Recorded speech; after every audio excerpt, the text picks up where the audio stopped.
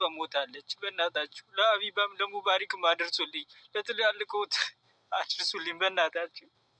እና ልጄን ማጣት አልፈልግም። አንዴ እናቷን ካጠ በኋላ ደግሞ ባለቤትን ካጠ በኋላ ደግሞ ልጄን ማጣት አልፈልግም። በእናታችሁ ለአቢባ ለአቡበክር ለሙባሪክም አድርሱልኝ በእናታችሁ። ሼር እያደረጋችሁ በእናታችሁ ልጄን ታደጉልኝ። ያለነው ሳውዲ አረቢያ ውስጥ ነው። እኔ ወረቀት የለኝም፣ ባለቤቴም ወረቀት የላትም። በእናታችሁ የተቻላችሁን ያክል አድርጉልኝ በእናታችሁ። እኔ እሷን ልጄን ማጥቼ መኖር በጣም ነው የሚከብደው። አንድ መስዋዕት እንደተከፈለች ወደ ሀገሯ እንድትገባ ተባበሩ በእናታችሁ። ኧረ በእናታችሁ አንዴ እናቷን ስትወልድም በህይወት አጥቻታለሁ ልጄን። ሰላም ሰላም ቤተሰቦች እንዴት አላችሁ? ሁሉ ሰላም ነው ወይ? የሚያሳዝን በጣም ልብ የሚሰብር ነገር ነው የሚሰማ ከሳውዲ አረቢያ። ያው የሰው ልጅ ስንፈጠር እንሞታለን ያለ ነው። ግን ሆኖም ነገር በስደት ዓለም ላይ በዛ ላይ ደግሞ እርጉዝ ነበረች። ከዛ ምጥ መጥቶ ወደ ሆስፒታል ከገባች በኋላ በሰላም ከተገላገለች በኋላ ህይወቷ አርፏል እና እግዚአብሔር በገነት ያኖራት። በጣም ነው የሚታሳዝነው፣ በጣም ነው የሚያሳዝነው። እሱም ሆነ ህፃኗ። እንግዲህ ኢትዮጵያኖች ይሄን መልእክት የሚሰሙት ሁሉም እያያችሁ አትለፉ።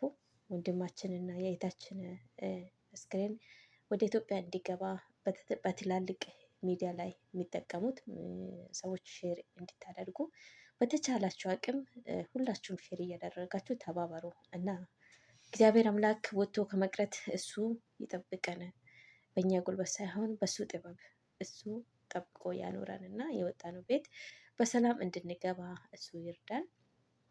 እነሱ ወደ ረበላ ደግሞ ያለው ችግር ምን እንደሆነ እኔ በጣም ይከብደኛል። አንድ ሰው ባሏ ኢቃማ ከሌለ፣ ምስትየውም ኢቃማ ከሌለ ልጆቹም ኢቃማ የሉም ማለት ነው። ግን ይህም ሆኖም ያው ብዙ ይሄን ያህል ችግር ባይኖርም ግን እንደዚህ አይነት ቀን ላይ እንደዚህ ክፉ ቀን ሲያጋጥም በጣም ይቸገራሉ። በጣም የራሳቸውን መብት ማስጠበቅ አይችሉም። ወጥቶ እንደ ፍላጎታቸው መግባት አይችሉም። ስለዚህ ኢቃማ ሳይኖር በእውነት ነው የምላችሁ እህቶቼ ልጅ አትውለዱ። ሲቀጥል ደግሞ ጋብቻ አታደርጉ። ለሱ ኢቃማ ከሌለ ለሷ ኢቃማ ከሌለ እስቲ ምን አይነት ኑሮ ነው የሚኖረው? ለምሳሌ 2-3 ልጅ ከተወለደ በኋላ በእርግጥ የተለመደ ነው ሳውዲ አረብ ላይ እንደምታዩ 3-4 ልጅ ወልዶ ይገባሉ። በፊት ከይር ነበር፣ አማን ነበር። አሁን ግን ያው ኢቃማ የሌለው መውጫና መግቢያ ነው የሚያሳጡት፣ ሾርጣ እንደምታውቁት ማለት ነው። ስለዚህ የባካችሁ ሳውዲ አረብ የምትገኙ እህቶችና ወንድሞቼ ኢቃማ ሳይኖር ሌላ ህይወት አትጨምሩ፣ ሌላ ታሪክ ውስጥ አትግቡ።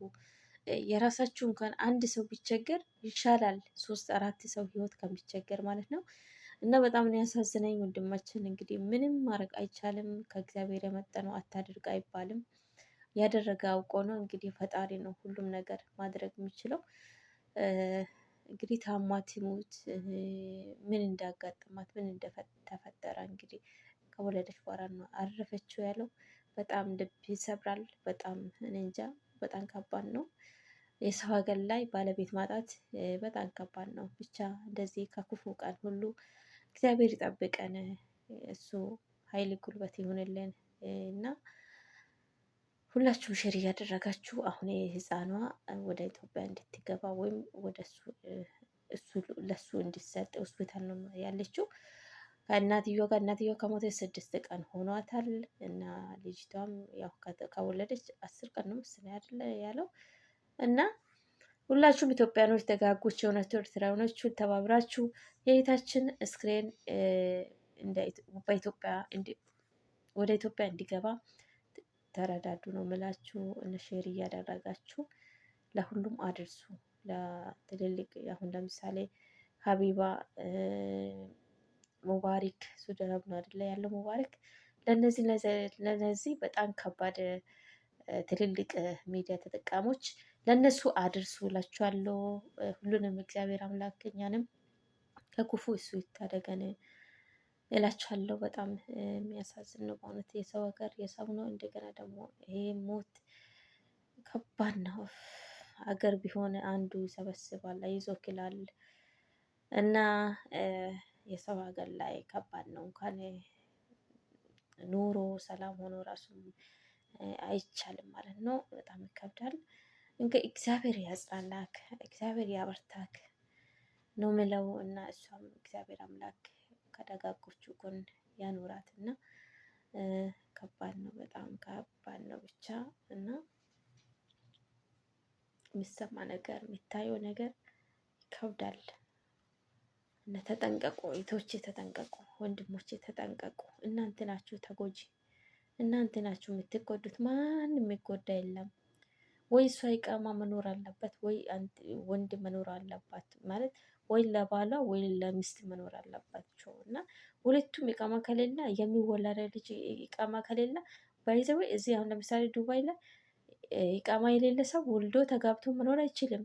የምር ነው የምላችሁ፣ መውለድ አትችሉም ዱባይ ላይ ኢቃማ ከሌለ ልጃችሁን ትቀማላችሁ እንጂ ኢትዮጵያ አሁን ልክ እንደ ሳውዲ አረብ ወልዶ 3 4 ወልዶ ይዞ መግባት አይቻልም፣ አይቻልም። ዱባይ ላይ አይቻልም። መንግስት ነው የሚያሳድገው። ብትወልጂ ራሱ ለራስሽ ለአንቺ አይሰጥሽም። አግብተሽ ከሆነ በትክክለኛ ህጋዊ ከሆነ ኢቃማ ካለሽ እናላችኋለሁ። ውድ ቤተሰቦች እጅግ አድርጌ አመሰግናለሁ። እንግዲህ ሼር አድርጉት፣ ለወንድማችን ድረሱ እላችኋለሁ። ሰላማችሁ የበዛ ይሁን። በሌላ ቪዲዮ እስክንገናኝ ድረስ ቸር ሰንብቱ። ባይ ባይ።